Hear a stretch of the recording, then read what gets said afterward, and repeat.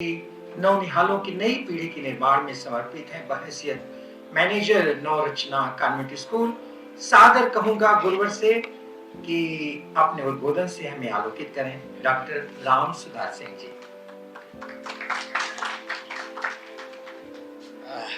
बहुत बहुत धन्यवाद अशोक जी, और इस बहुत ही विस्तृत परिचय के लिए विशेष धन्यवाद की कोई आवश्यकता नहीं है। बनारस के विस्मृत जननायक बाबू जगत सिंह इस पुस्तक के लोकार्पण के अवसर पर उपस्थित मंच पर परम आदरणीय यचे कुरैशी साहब इस पुस्तक को देखने से उनकी मेहनत, उनके परिश्रम, उनके लगन और उनकी ऐतिहासिक दृष्टि और निरंतर खोज की एक जो बड़ी दृष्टि है उसका हमें पता चलता है। डॉक्टर प्रियंका झा जी जो राजनीति विज्ञान की एक गहन अध्येता हैं वो मंच पर उपस्थित हैं। अभय ठाकुर सर कहीं गए हुए हैं। डॉक्टर आसिफ आजमी जी जिन्होंने बहुत क्षेत्रों में काम किया है, और अभी हम लोग सुन रहे थे प्रोफेसर सदानंद शाही जी को और प्रभात मिश्र जी को। सभागार में उपस्थित विभिन्न क्षेत्रों के विभिन्न विधाओं के सब लोग बैठे हुए हैं। एक साथ भी हम सभी को सादर प्रणाम भी कर सकते हैं, लेकिन मन कर रहा है कि नहीं, थोड़ा बहुत 1-2 मिनट का समय लेना ही चाहिए एक तरफ से। सबसे अच्छी बात है कि जिसे हम जननायक कहते हैं उसे जननायकत्व प्रदान करने के लिए सभी वर्गों का जननायकत्व की मुहर जरूरी है।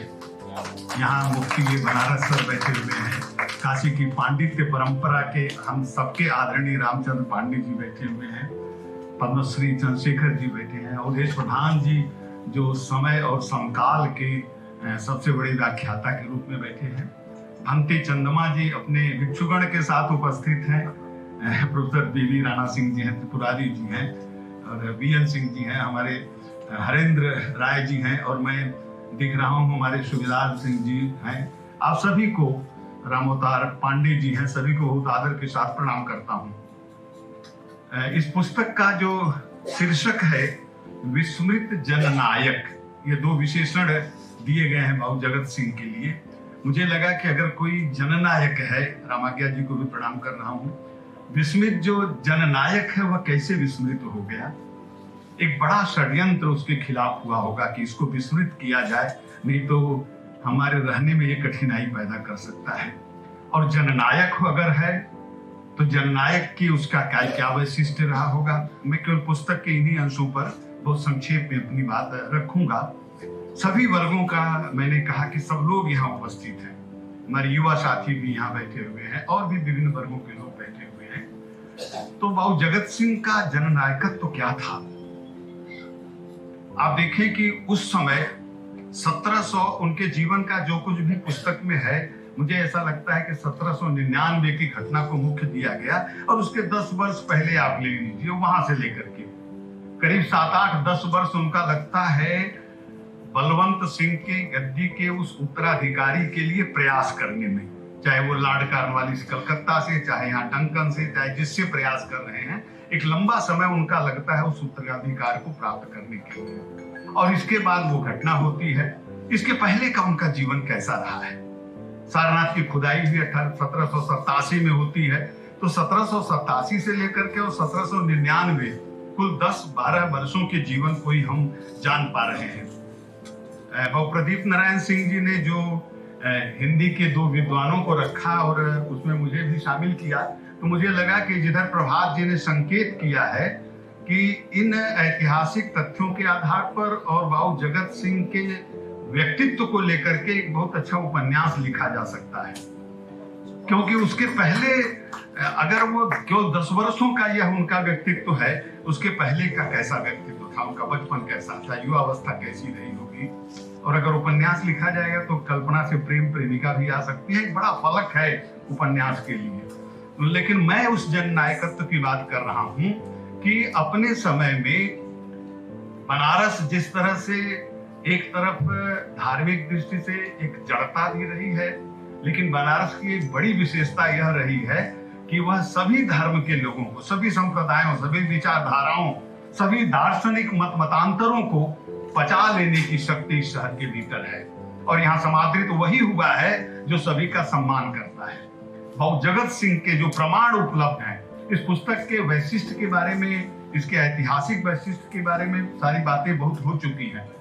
एक एक चीज के लिए जो भी बात कही जा रही है, एक पैराग्राफ कहा जा रहा है, उस पैराग्राफ के बारे में सप्रमाण कहा जा रहा है। यह बात है विभिन्न अभिलेखों से, चाहे वो भारत के अभिलेखों से, चाहे विदेशी अभिलेखों से। मुझे आश्चर्य हुआ कि पत्र के पत्र उद्धृत किए जा रहे हैं लोगों के। कैसे यह संभव हो पाया? कुरैशी साहब ने किस तरह से किया? फारसी लिपि में लिखे हुए पत्रों को और अभिलेखों को किस तरह से वो अनुवाद करके अंग्रेजी और उसके बाद फिर हिंदी में रखा गया है। तो बाबू जगत सिंह उस समय मंदिर का निर्माण जगतगंज में हुआ, जहां उनकी माता के द्वारा उसका शिलान्यास होता है। उसमें अन्नपूर्णा का है, गणेश जी हैं, शिव जी की मूर्ति है, और उनके जो जगतगंज का महल है उसके बगल में ही हम लोगों ने देखा है उसको जाकर के, वहां मस्जिद बनी हुई है।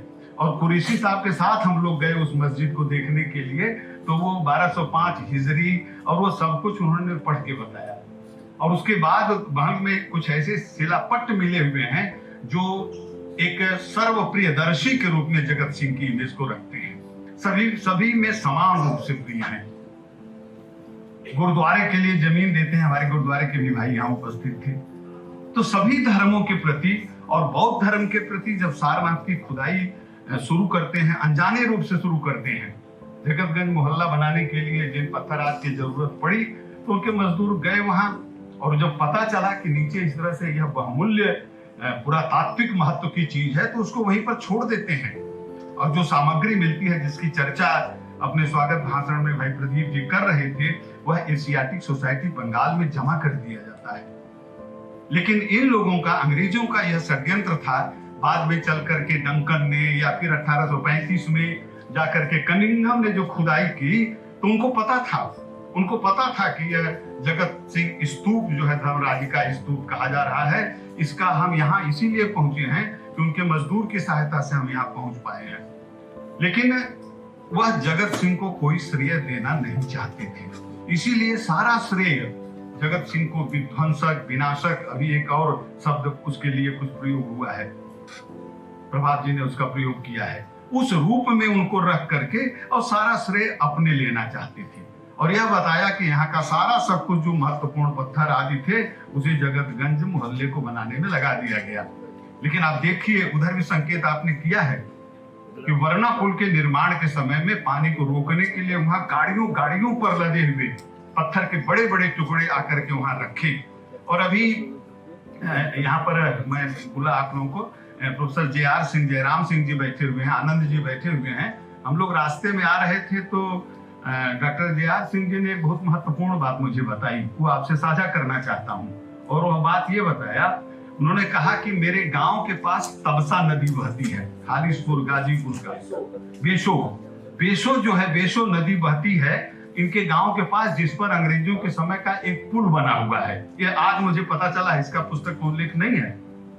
उन्होंने बताया, खुद इतिहासविदी हैं, इतिहास की बहुत अच्छी पुरातात्विक समझ रखते हैं।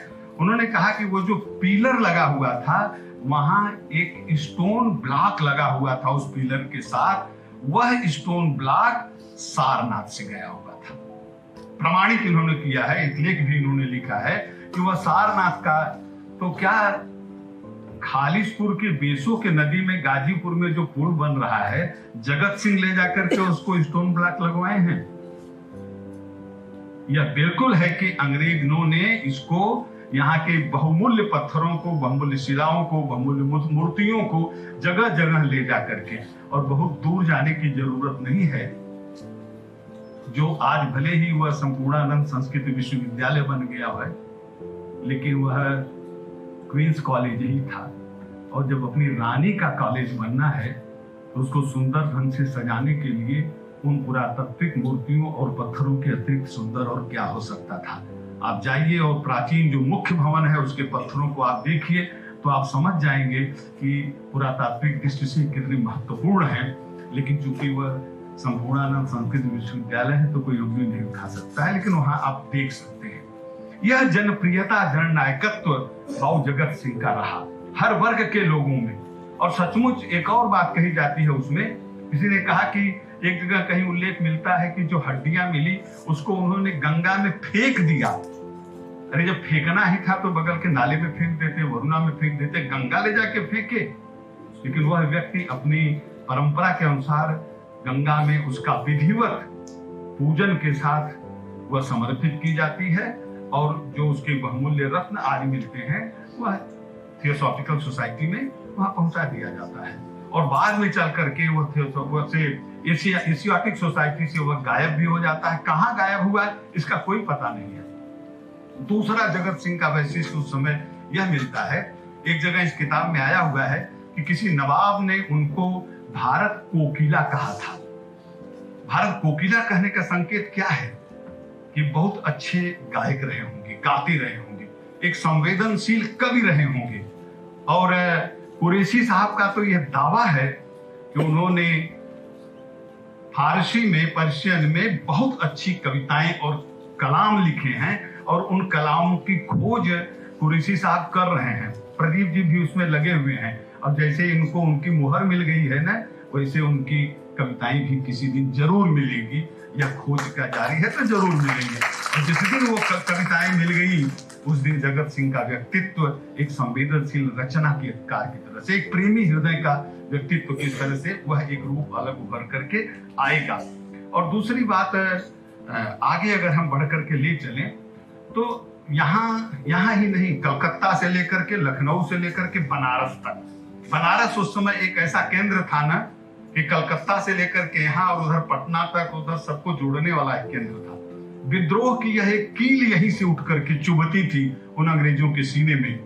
तो अंग्रेजों को यह लगा, जो भी यहाँ का रेजिडेंट रहा, चाहे वो चेरी था, चाहे वो डंकन था, जो भी था, उनको लगा कि कोई न कोई एक आदमी ऐसा है जिसका बनारसियों के ऊपर अधिकार है, जो सर्वप्रिय है, जो जननायक है, जो संकेत कर सकता है, तो यहाँ बवाल मच सकता है।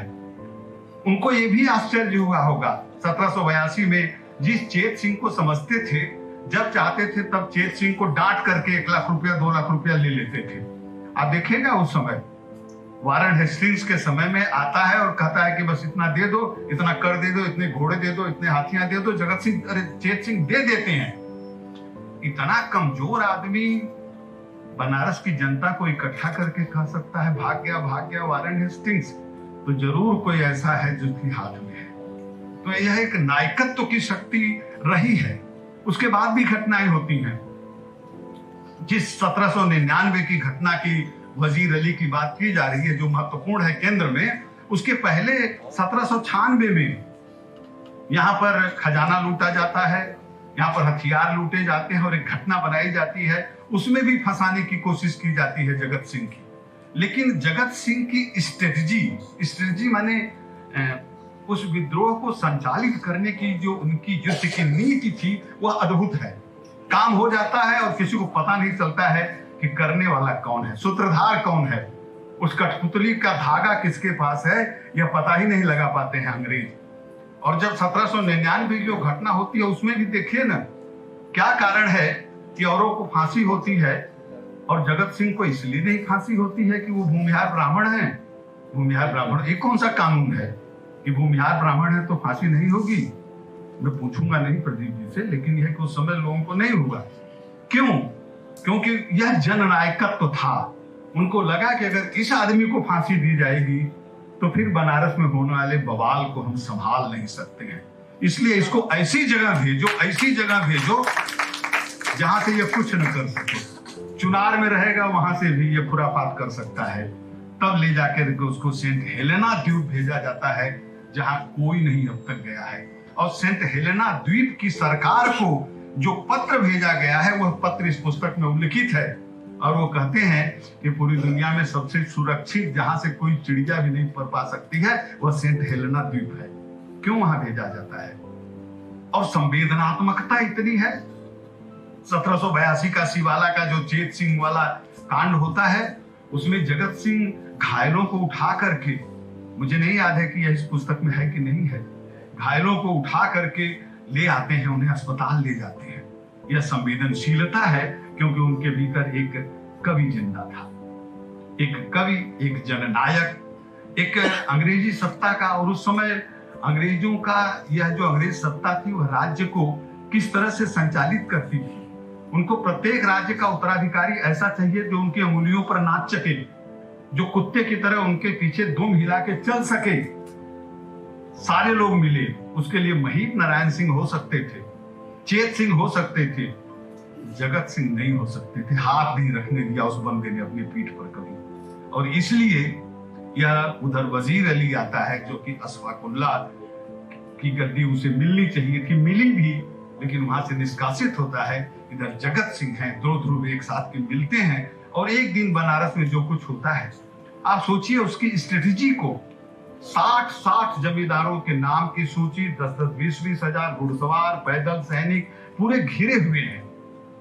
कारण चाहे जो हुए हों, कारण और भी हुए, विश्वासघात हुए, छल कपट हुआ, डर के मारे लोगों ने बयान दिया, लेकिन एक दिन जो ऐसा हो गया इस बनारस में, 1857 के क्रांति की नींव रखी गई थी बनारस के 1799 की, और उसके जननायक थे बाबू जगत सिंह।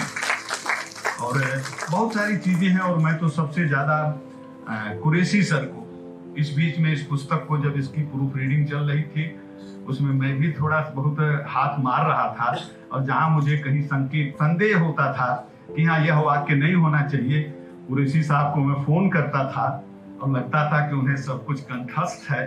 वो कहते हैं आप बिल्कुल ठीक कर रहे हैं या नहीं, यह होना चाहिए। ऐसे लोग जो लगे हुए हैं। बहुत अच्छी बात प्रोफेसर शाही ने कहा कि यह पुस्तक विराम नहीं है, यह पुस्तक इतिहास को वह ढंग देती है देखने की कि अभी बहुत आगे कुछ खुलेगा। और इस मंच से ये भी कह रहा हूँ, शाही जी की शिष्य परंपरा बड़ी लंबी है। इस पुस्तक को केंद्र में रख करके एक उपन्यास अवश्य लिखा जाए। आप सबको बहुत बहुत धन्यवाद।